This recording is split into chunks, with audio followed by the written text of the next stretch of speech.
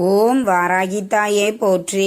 அனைவருக்கும் வணக்கம். நான் உங்கள் சாந்தி பேசுறேங்க. இன்றைய பதிவில் நாம என்ன பார்க்க போறோம் அப்படின்னு பார்த்தீங்கன்னா, இந்த பொருட்களை தானம் செய்யுங்கள், தவம் செய்தும் யாகங்கள் நடத்தியும் செய்த பலன் கிடைக்கும் அப்படின்னு சொல்லியிருக்கேன் இல்லைங்களா? அது என்னென்ன பொருட்களை தானம் செய்யணும், அதனால் என்னென்ன பலன்கள் நம்மளுக்கு கிடைக்கும் அப்படிங்கிறத பற்றி தெளிவாக நம்ம இந்த பதிவில் பார்க்கலாம். அதற்கு முன்னாடி நம்ம சேனலை சப்ஸ்கிரைப் பண்ணாதவங்க சப்ஸ்கிரைப் பண்ணிக்கோங்க. பக்கத்திலே இருக்கிற பெல் ஐக்கானை கிளிக் பண்ணிக்கோங்க. அப்போ தான் நான் போடுற எந்த ஒரு வீடியோவாக இருந்தாலும் உடனே உங்களுக்கு நோட்டிஃபிகேஷனில் வரும். இப்போ பார்த்தீங்கன்னா, பொதுவாகவே நம்முடைய முன்னோர்கள் என்ன சொல்லியிருக்காங்க அப்படின்னா, தான தர்மங்கள் நம்மளுடைய தலைமுறையவே காக்கும் அப்படின்னு சொல்லியிருக்காங்க. இன்றைய காலகட்டத்தில் இந்த தானம் அப்படிங்கிறது ரொம்பவே சுருங்கிடுச்சு. இப்போ ஒருத்தங்க ஒரு பரிகாரத்திற்காகவே ஒரு பொருளை தானம் செய்யுங்கள் அப்படின்னா, அவங்க உறவினர்களுக்குடைய ஒரு மாமியார், நாத்தனார், அந்த மாதிரி சித்தி, பெரியம்மா அப்படின்னு அவங்களுக்குள்ளேயே தானம் செஞ்சுக்கிறாங்க. அப்படி கிடையாது. தானம் செய்வதின் முழு பலன் நம்மளுக்கு எப்படி கிடைக்கும் அப்படின்னா, ரொம்ப கஷ்டப்பட்டு கொண்டிருப்பவர்களுக்கும் ஏழை எளிய மக்களுக்கும் யாருன்னே தெரியாதவங்களுக்கு பிரதிபலன் எதிர்பாராமல் நாம செய்யக்கூடிய தானங்கள் மட்டும்தான் நம்மளுக்கு முழு பலனை கொடுக்கும். அதனால தான தர்மம் செய்யறேன் அப்படின்னு நம்ம சொந்தக்காரங்களை எல்லாம் கூப்பிட்டு நான் சாப்பாடு போட்டேங்க அப்படின்னலாம் அதற்கு ஒரு பலனும் கிடைக்காது. அது நம்மளுடைய சொந்தக்காரங்களே ரொம்ப கஷ்டப்படுறாங்க. அவங்க ரொம்ப ஏழ்மை நிலையில இருக்கிறாங்க. இந்த நேரத்துல நாம அவங்களுக்கு இதை செஞ்சோம்னா ரொம்ப உதவியா இருக்கும் அப்படின்னு அந்த நிலையில இருக்கிறவங்களுக்கு நீங்க செஞ்சீங்க அப்படின்னாலும் அதுவும் நம்மளுக்கு பலனளிக்க கூடியதே.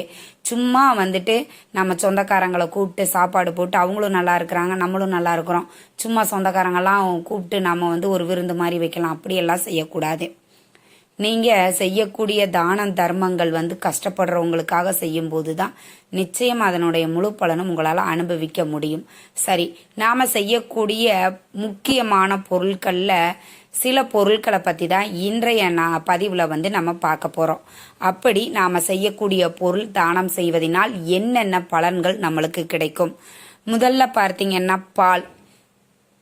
இந்த பால் ரொம்ப கஷ்டப்பட்டு பாலுக்காக அழுகக்கூடிய குழந்தைகளுக்கு வாங்கி கொடுத்தாலும் சரி, இல்லை உங்கள் வீட்டிற்கு அருகில் இருக்கக்கூடிய ஆலயங்களுக்கு அபிஷேகத்திற்கு பால் வாங்கி கொடுத்தாலும் சரி, வாய்ப்பு இருக்கிறவங்க இரண்டையுமே செய்யலாம். வாய்ப்பு உங்களுக்கு எது உங்களால் முடியுமோ அந்த இதை நீங்கள் செஞ்சுக்கலாம். ஆனால் ரெண்டுத்துக்குமே ஒரே பலன்தான் நம்மளுக்கு கிடைக்கும். நீங்கள் இந்த பால் வாங்கி கொடுக்கும்போது உங்கள் வாழ்க்கையில் இருக்கக்கூடிய துன்பங்கள், கஷ்டங்கள் அனைத்தும் நீங்கும் அப்படின்னு சாஸ்திரங்கள்ல சொல்லப்பட்டிருக்கு. அதனால முடிந்த வரைக்கும் பாலை நீங்க தானம் செய்யுங்க. ரொம்ப ரொம்ப நல்லது. இப்போ நிறைய பேர் குழந்தைங்களை வச்சுக்கிட்டு பால் வாங்கணும் அப்படின்னு சொல்லுவாங்க. அதை நீங்க ஒரு 20 ரூபாய் கொடுத்து ஒரு பால் வாங்கிக்கங்கன்னு சொல்லாம நீங்க பால் வாங்கிட்டு அது அவங்க கிட்ட கொடுக்கும் போதுதான் அதனுடைய முழு பலனும் உங்களுக்கு கிடைக்கும். அதே மாதிரி கோவிலுக்கு பிரதிபலன் எதிர்பாராமல் நாம செய்யக்கூடிய தான தர்மங்களுக்கு நிச்சயமா அதற்குண்டான பலன் நம்மளுக்கு கிடைக்கும். அதனால கோவில்களுக்கும் முடிந்த வரைக்கும் நீங்க பால் வாங்கி கொடுங்க. 1 லிட்டர் 2 லிட்டர் வாங்கி கொடுத்தாதான் புண்ணியம் கிடைக்கும் அப்படிங்கிற எந்த ஒரு அர்த்தமும் கிடையாது. உங்க வசதிக்கேற்ப 1/4 லிட்டர் தான் என்னால வாங்கி கொடுக்க முடியுமா, தாராளமா வாங்கி கொடுங்க. நம்ம வாழ்க்கையில் இருக்கக்கூடிய கஷ்டங்கள் அனைத்தும் போகும் அப்படின்னு சாஸ்திரங்கள்ல சொல்லப்பட்டிருக்கு. அதே மாதிரி தீபம் வாங்கி கொடுக்கறவங்களுக்கு பார்வை சீரடையும் அப்படின்னு சொல்லப்பட்டிருக்கு. பார்வை நல்லா தெளிவாக தெரியும். இப்ப நிறைய பேரு கண் பார்வையினால் அவஸ்தப்பட்டுட்டு இருப்பாங்க, பவர் கிளாஸ் போட்டும் ரொம்ப கஷ்டப்பட்டுட்டு இருப்பாங்க. இந்த மாதிரி இருக்கிறவங்க நீங்க கோவிலுக்காக இருந்தாலும் சரி, இல்ல உங்க வீட்டிற்கு அருகில, இல்ல உங்க கிட்ட காய் விற்க வர்றவங்க, அந்த மாதிரி இருக்கிறவங்களுக்கு கூட இந்த விளக்குகளை நீங்க தானமா கொடுக்கலாம். இது மண் அகல் விளக்குல இருந்து பித்தளை விளக்கு, காமாட்சி அம்மன் விளக்கு, குத்து விளக்கு, இது மாதிரி எந்த விளக்காக இருந்தாலும் சரி நீங்கள் தானம் செய்யலாம். கோவில்களுக்கும் நீங்க 2 குத்து விளக்கு வாங்கி கோவிலுக்கு கொடுக்குறீங்கன்னாலும் அதுவும் மிகப்பெரிய பலனை தரக்கூடியது. கண் பார்வை சம்பந்தப்பட்ட பிரச்சனைகள் இருக்கிறவங்க விளக்குகள் வாங்கி கோவிலுக்கு தானம் கொடுங்க. ஏழை எளிய மக்களுக்கும் உங்களால் முடிந்த அளவுக்கு நீங்கள் இந்த விளக்குகளை தானம் செய்யுங்கள். அதே மாதிரி பார்த்தீங்கன்னா எள்ளு யம பயத்தை நீக்கும்.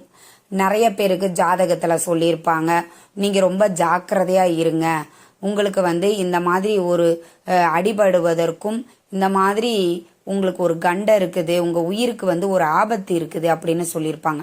அவங்க எல்லாருமே முடிந்த வரைக்கும் எள் தானம் செய்யுங்கள். நான் சொல்லக்கூடியது எல்லாமே நீங்கள் கோவில்களுக்கும் செய்யலாம், ஏழை எளிய மக்களுக்கும் நீங்கள் தானமாக கொடுக்கலாம்.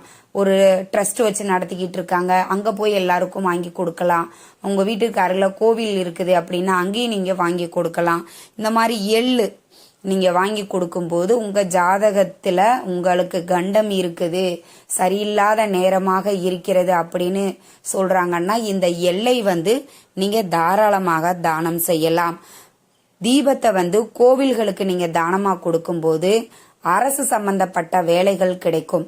நீங்கள் இப்போ கவர்மெண்ட் ஜாப்காக நீங்கள் ட்ரை பண்ணிக்கிட்டு இருக்கிறீங்க அப்படின்னா கோவில்களுக்கு விளக்குகள் வாங்கி தானமாக கொடுப்பது அப்படிங்கிறது அரசு வேலை கிடைப்பதற்கான ஒரு வாய்ப்பையும் சூழ்நிலைகளையும் உருவாக்கி தரும்.